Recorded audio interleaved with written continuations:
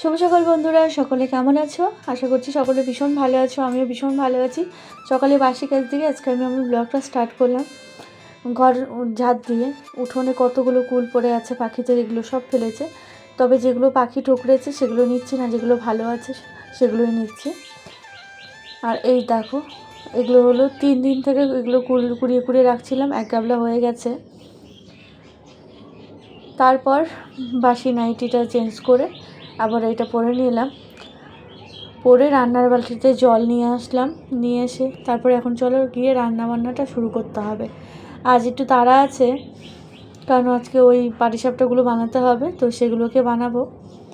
তার আগে জ্বালানাটা খুলে দিলাম, ছেলেকে উঠিয়ে দিলাম। ছেলে ওদিকে করছে ব্রাশ, আর আমি এদিকে দেখো রাতেই অনেকটা গুছিয়ে রেখেছিলাম। শুভ সকাল বন্ধুরা, সকলে কেমন আছো? আমি আচ্ছা,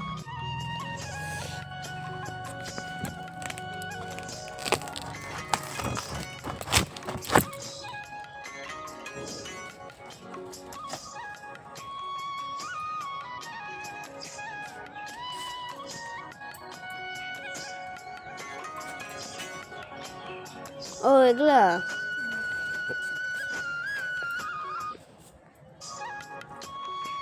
এখানে এতগুলো ফুল দেখছো, এগুলো সব পাখি খাওয়া ফুল, সবগুলো পাখি ঠুকরে ফেলে দিয়েছে, সেগুলো নিয়ে নিই। এদিকে এসে প্রথমে রান্নার কাজটা করে নিচ্ছি। তোমাদের দাদাভাই আজকে সকালে খাবারটা নেয়নি, কারণ যে টিফিন বাটিতে খাবার নেয় সেটাতে পিঠে দিয়ে দিয়েছিলাম, তো সেই কারণে সবার জন্য দিয়েছিলাম, তো সে কারণে 3টা বাটি বন্ধ ছিল, তাই আর সকালের খাবারও দিতে পারিনি।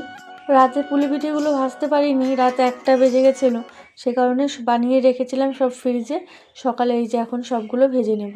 ভাত তো হয়ে গেছে, ভাত হওয়ার পর ছোট যে আমাদের যে বড় গ্যাসটা, ওটা একদমই পাওয়ার কম, ওটাতে তরকারির কড়াইটা বসিয়ে দিয়ে এই পাশের কড়াইটায় আমি তেল গরম বসিয়ে দিয়েছিলাম। তেল গরম হয়ে গেছে, এবার একটার পর একটা চলো পুলি পিঠেগুলো ভেজে নিই। হওয়ার পর তো ভয়েস দিচ্ছি, তাই আমি বলতে পারছি।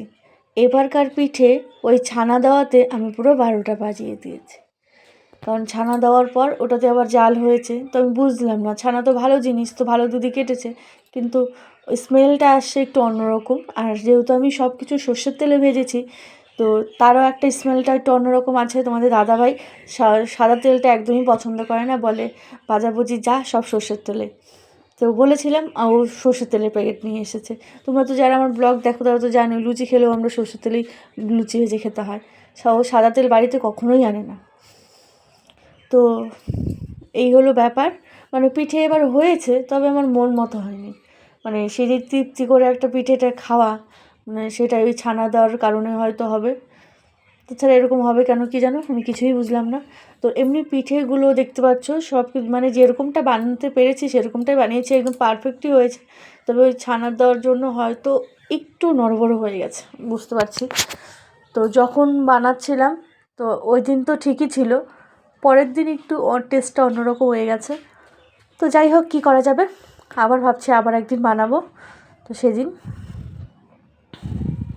আর এই ভুলটা করবো না। মানে ছানা টানা দুধ কেটে গেলেও গুড়ের জন্য ওই ছানাটা দিব না, কারণ গুড়ের জন্য না অনেক কিছু কিছু গুড় থাকে খুবই ভালো। মানে আমাদের এই 2বার এনেছিল যে গুড়টা খুবই ভালো ছিল, কিন্তু এইবার যে গুড়টা এনেছিল না, এই গুড়টা একটু অন্যরকম। 2 পাটা এনেছিল, 1 পাটা ভালো বেরিয়েছিল আর 1 পাটা ওরকম।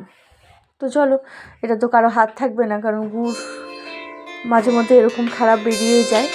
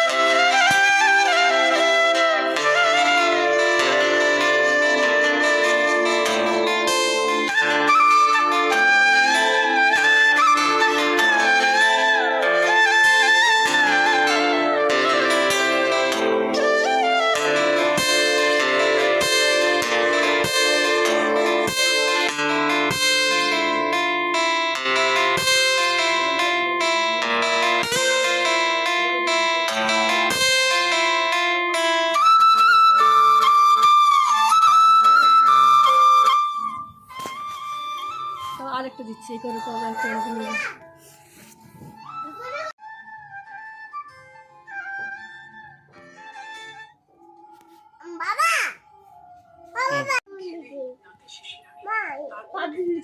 আমি দিনে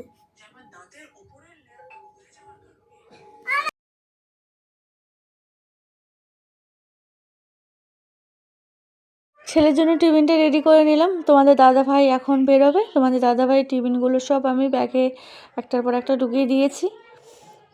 খাবার নিল না, তোমাদের দাদাভাই খেয়েও গেল না। আর রাতে ওই একটা পিঠে খেয়েছিল, সেই পিঠে খেয়েই বলে এখনও পর্যন্ত কেমন লাগছে। এই মামাম সোনাই প্রথম একটা পিঠে নিল হাতে। তারপর সকালে এই পাটিসাপটাগুলো ভেজে নিলাম। তো এমনি তো সব কিছুই ঠিক হয়েছে। অনেকের আছে না পিঠে ওঠে না বা ভেঙে যায়, আমার কিন্তু সব কিছুই পারফেক্ট হয়েছিল। শুধু ওই যে ছানার দেওয়াতে নারকেলের ইতে টেস্টটা একটু অন্যরকম হয়ে গেছে।